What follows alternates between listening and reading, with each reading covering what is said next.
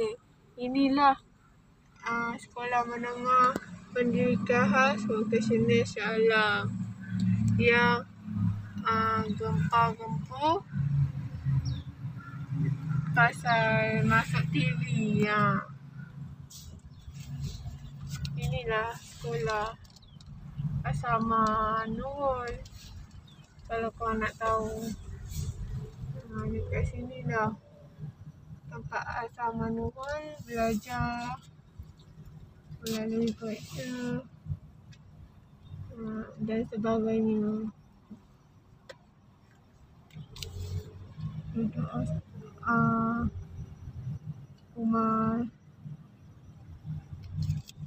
rumah sewa, asrama-asrama. Ni seorang tempat sekolah. Ni anak SA.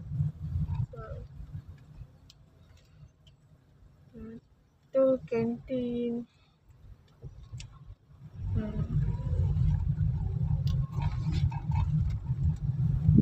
Tempat belajar, buat batik.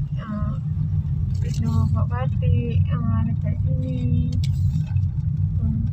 Tapi tutup sebab sekarang ni kan cuti sekolah sebab nak haji. Okey, nak cakap itu je.